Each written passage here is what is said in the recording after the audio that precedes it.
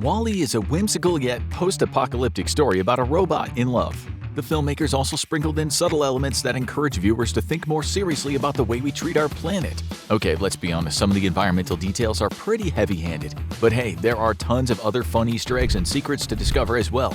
Initiating Override Directive. The titular character Wally is a trash-compacting robot programmed to clean up the Earth. But did you know that the movie was produced under a different working title? It was originally conceived as Trash Planet. Yep, pretty blunt there, Pixar. From the look of things, starting an operation with robots like Wally was too little too late. We're looking at literal mountains of trash. You'd find not just nuclear plants, but wind turbines built on top of the waste. The filmmakers added these details to show that mankind missed their window of opportunity when they finally decided to convert to clean energy. Bummer. Did you know that art director Anthony Christoph took inspiration from Chernobyl, Ukraine, and Sofia, Bulgaria to design the dying world of the future? Christoph is from Bulgaria and had some first-hand insight. Chernobyl suffered a reactor meltdown in 1986, and the city of Sofia was heavily bombed during World War II between the years of 1941 and 1944. At the time of Wally's production, Sofia was also facing a garbage crisis. Kind of unsettling when art imitates life, huh? Still, one robot's trash is another robot's treasure, and Wally's been finding some fun trinkets while fulfilling his directive. Check out the scene where Wally finds the fun little paddleball game. See, it's not all bad on Trash Planet. Now for you Disney fans out there, there's another hidden treasure in this shot. You see, as of 2006, Pixar and Disney entered into a partnership. And thanks to this partnership, you might find fun little Disney trademarks incorporated into Pixar films. What kind of trademarks, you ask? Oh, I don't know, maybe a hidden Mickey? Like the one hiding in the background? Sort of facing camera left near the middle and top third of the screen. Also, have a look at the defunct monster vehicle Wally calls home. Inside, it's like Wally's own little cave of wonders. He has shelves upon shelves of little doodads, including important spare parts to keep himself up and running. But there's also a little plug Easter egg worth pointing out that's going to keep another Pixar character up and running in the coming year. Take a look behind the TV and you'll notice 4 tennis balls sitting atop some sort of 4-armed bar. Turn that thing right side up and you'll realize it's a cane, but not just any cane. It's Carl's cane from Disney Pixar's 2009 adventure Up. That's not the only Pixar treasure in Wally's possession. Really keep your eyes peeled the first time Wally enters his transport. As the back door drops, the light from the wasteland outside illuminates the tchotchkes within. You're looking for a couple of bowling pins. Peeking out from between them is a pale dinosaur head that looks like it's seen greener days. That's because it's Rex, the green dinosaur from Andy's bedroom in the Toy Story series. Speaking of greener days, how's this for social commentary? Take a look at the basketball on one of Wally's shelves. It's encased in a globe stand. It's almost as if someone is trying to tell us that something else like sports has become our whole world versus, the Earth, our world. It's kind of fitting though, seeing as the basketball is the same color as the world outside. Feel preached at yet? Don't worry, they're not done. But first, there's another Easter egg that's super hard to find in the shot. Think you can catch it? It might help to have a big screen and control of your brightness and contrast. But what you're looking for is round and green. It's a little teeny tiny figurine hanging in the darkness right next to Wally as he rocks to sleep. Believe it or not, that's a Mike Wazowski doll from Monsters, Inc. Unlike the appearance of Mike Wazowski, Eve's first appearance is quite the entrance, if also a little ironic. While Wally is programmed to pick up junk, Eve's directive is to find self-sustaining life amidst the detritus. Love that word, detritus. Makes trash sound futuristic.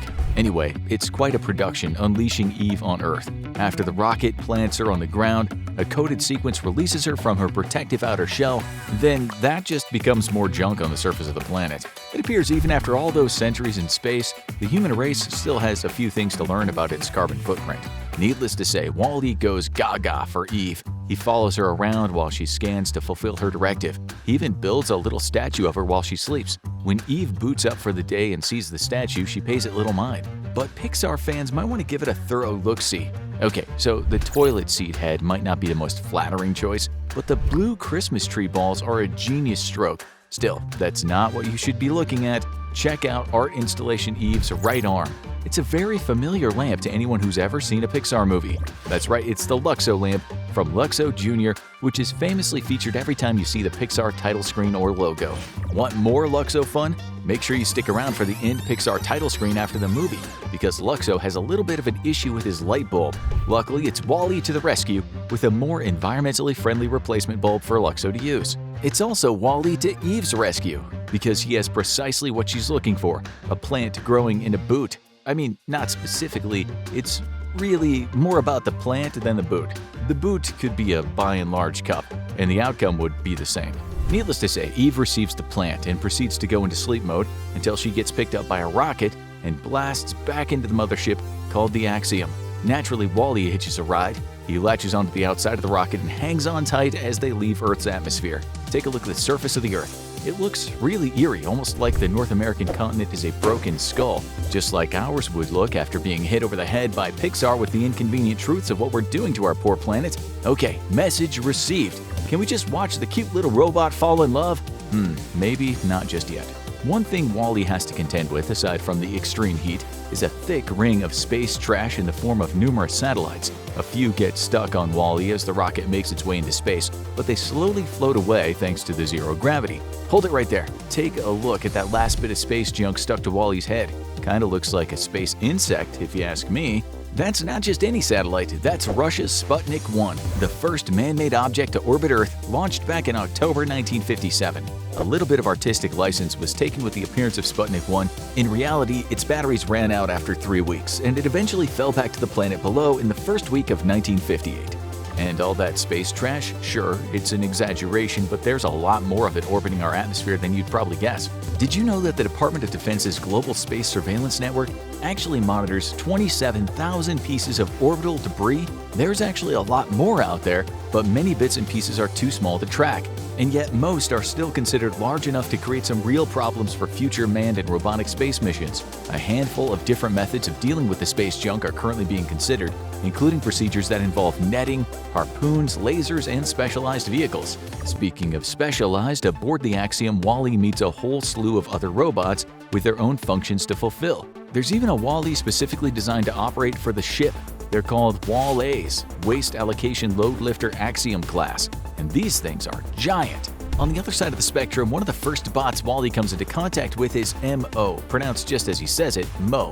Mo is voiced by sound design guru Ben Burt, who actually also voiced Wally as well. Like so many of the bots Wally interacts with on his adventure, Mo departs from his original routine.